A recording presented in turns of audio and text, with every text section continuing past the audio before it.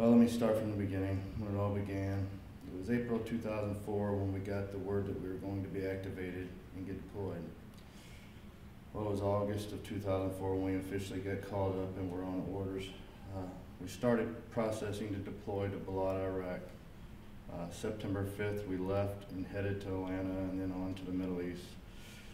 We got to IED and was laid over there for several days waiting to get a flight out to Balad.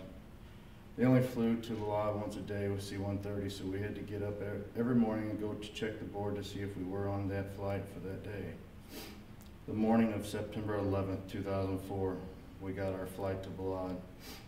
So we start heading to the PAX terminal, and our master sergeant that was in charge faked a heart attack and would not go.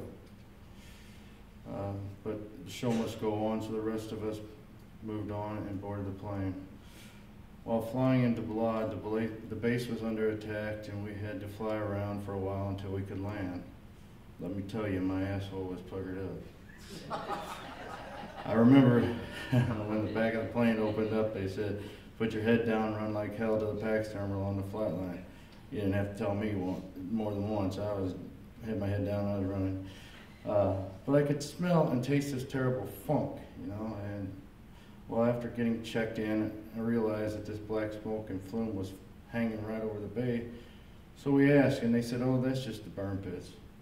Well, never thought no more about it, and as I worked out in it, I became very ill and went to sick call. The doctor, you know, everybody got the same thing, 800 milligram Motrin, and said that, you know, you probably have allergies or the sand's getting to you or something. So I went on about my business and did my job. My job was to deliver supplies to all the different organizations on the base and to haul stuff to the burn pits. Several days I took tractor trailer after tractor trailer full of unserviceable tents that was left from Desert Storm, and I had to drive right up into the burn pits, and then KBR would push it off into the fire, and the black smoke was so thick that you couldn't see in front of you as you pulled away. So I go back to the shop and I asked if they had any mask or if I could use my gas mask. You know, we had our gas mask with, and I was informed that they had no mask and I could not use my gas mask either. So I go back and finish the job, but till this day I can smell and taste that awful taste. Well, I continued to work and kept getting sick but never got any new answers. So when I out process, I made them put in my records that I was exposed to the burn pits.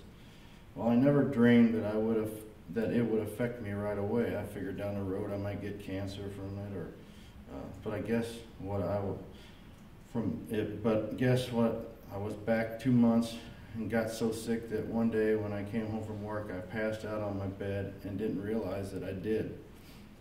I was going to take a shower and didn't make it there, and just laid over on the bed. Well, Shanna came and checked on me, my wife, because supper was ready, and she woke me up, and I told her I didn't feel right. She said, "I'm taking you to the hospital." Well, like Jesse said, we don't want to go to the doctor, but you can't argue with your wife. So I went. We got there at the hospital, we waited and finally I told her, "Let's just go home," you know, because it seemed like they just kept passing us over. When I finally was seen, and I had told them I had this pain in my stomach, they told me, "Oh, it's probably appendicitis." Well, that's not true because I didn't have appendicitis. I have the appendicitis attack. It had already been taken out. So they did an x-ray and seen that what they thought was a tumor. It was a softball-sized infection attached to my small intestine and my colon. So they did an emergency surgery. I was in the hospital 14 days, and ever since then I have been in and out of the hospitals with problems. On top of that, I was having breathing trouble, headaches from hell. They found lesions on my brain and attached to my left eye. I have Barrett's esophagus, chronic bronchiolitis, chronic fatigue syndrome, fibromyalgia, high blood pressure, high cholesterol, and my white blood count is all over the place. I have sleep apnea, and I even have lumps in my breast. And now I've been diagnosed with emphysema too. You know, I've never smoked a day in my life. My stomach problems are the way they will be the rest of my life. I have to watch what I eat and still have blockages in my colon due to scar tissue. My gastrologist met with the surgeons and they come to the conclusion that there is no more they can do. before all of this, my wife fought every day to get me help. I was getting worse. Everything was shutting down. I was in a wheelchair and actually died on our couch and was revived. It wasn't my time, I guess. My wife fought and got me to the Mayo Clinic in Rochester, Minnesota. I went through extensive tests for 12 days. The outcome was the VA was killing me by overdosing me with narcotics, but that wasn't the main cause. They were just helping me along to the other side. But the number one diagnosis was environmental fume exposure and numerous other diagnoses that I have already mentioned. I wish I had my life back before I went to fight for our country. My life consists of doctor appointments and a sack full of medications. I take an antibiotic every other month to keep my lung buildup down. If I don't stay on top of it, I cough up chunks of blood and skin. My back is deteriorating and it isn't bad enough for surgery, but I don't want surgery. I'm tired of being cut and prodded on. Every morning I throw up and I don't know what is causing this, and I just have to live with it because they don't know what's causing it.